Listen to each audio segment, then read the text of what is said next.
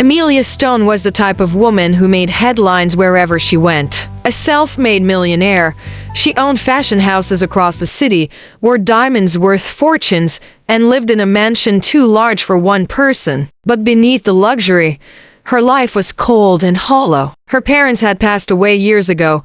Her friends were more interested in her wealth than her company, and she carried loneliness like an invisible cloak. One rainy evening, as Amelia's car rolled to a stop at a red light, she noticed a figure hunched under a broken umbrella. A man, clearly homeless, sat on the sidewalk with a cardboard sign that read, "Not hungry for food, hungry for a chance." His eyes weren't begging, they were tired but strangely full of dignity. Something about him tugged at Amelia's heart. Without thinking, she asked her driver to stop. She stepped out, heels splashing in puddles, and walked over to him. "Why don't you ask for food or money like the others?" she asked curiously. The man, tall despite his ragged clothes, looked up. "Because money disappears in a day. What I want is an opportunity to prove I'm more than the street corner." Amelia had heard thousands of people pitch ideas, beg for investments, or flatter her into support. Yet this stranger's honesty pierced deeper than any polished speech. She didn't know why, but she extended her hand. "What's your name?" "Ethan," he replied, almost ashamed. "Then Ethan," Amelia said firmly, "you're coming with me tonight. Let's see what you can do with a second chance." And just like that, a decision made in the rain was about to change both of their lives forever. Amelia drove Ethan to her mansion, where the staff eyed him with suspicion. His clothes were torn, his hair unkempt, and he smelled faintly of the streets. But Amelia ignored their whispers. She handed him fresh clothes and ordered the chef to prepare a hot meal. Ethan ate slowly, as if savoring each bite, but never once looked greedy. When the staff mocked him behind his back, he didn't react. Instead, he thanked Amelia with a sincerity she hadn't felt in years. Later, in her study, Amelia asked, "Tell me your story. Why are you here?" Ethan leaned back, his eyes clouded with memories. "I was once like you, not wealthy, but stable. I had a small business, a family. Then, one bad investment wiped everything. My wife left, my health failed, and I fell behind on everything. I lost it all: house, friends, even hope. But I never lost myself. I still believe life can change."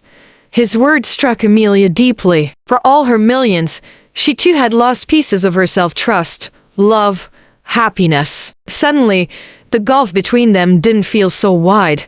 The next morning, Amelia surprised Ethan. She placed a set of office clothes on the table.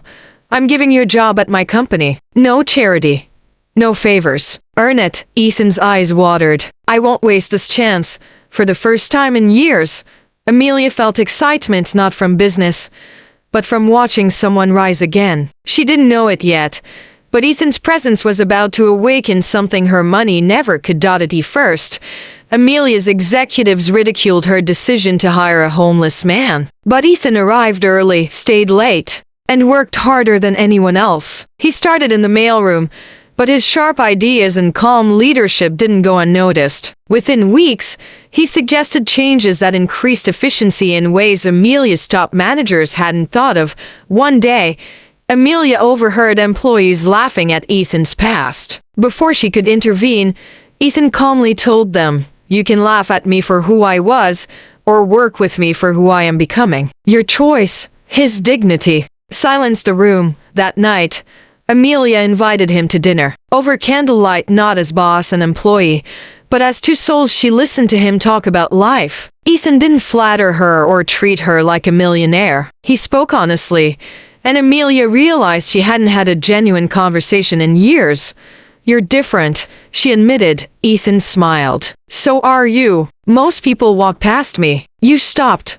For Amelia, the emptiness in her mansion began to feel less heavy. She found herself looking forward to their talks, his quiet wisdom, his strength despite suffering. Slowly, she realized Ethan wasn't just regaining his life, he was helping her rediscover hers. Amelia's company faced a crisis when a major deal collapsed. Executives panicked, Millions were at stake, and Amelia felt the weight of failure pressing in. That evening, she found Ethan in the office, quietly working. "You don't look like the woman who built an empire," he said gently. "I don't feel like her," she admitted, tears threatening to fall. Ethan leaned forward. "Then let me remind you, your strength isn't in your wealth. It's in your vision. Money didn't make you Amelia Stone. You did." Those words reignited her spirit. The next morning, Amelia entered the boardroom with fire in her eyes. She presented a bold new strategy, one Ethan had helped her shape, and it not only saved the company but opened a bigger market. The same executives who once mocked Ethan now stared at him with respect. That night, Amelia looked at him differently. He wasn't just the man she had helped. He was the man who had given her back her courage. "Ethan," she whispered, "you've changed me more than I've changed you." And in his quiet smile, she saw something she thought she'd lost forever: hope. Months later, Amelia hosted a gala at her mansion. Guests in dazzling gowns and suits filled the room, but Amelia's attention was fixed on Ethan, who now stood tall in a crisp suit, no longer the man from the rain. When the press asked about her company's sudden growth, Amelia stunned them. "It wasn't me," she said, smiling. "It was the wisdom of a man the world overlooked." The crowd turned to Ethan, applauding, but he only nodded humbly. Later, on the balcony, Amelia asked softly, "Do you ever think about the night we met?" "Every day," Ethan replied. "That night, you saved me." "No," Amelia said, her voice trembling. "You saved me."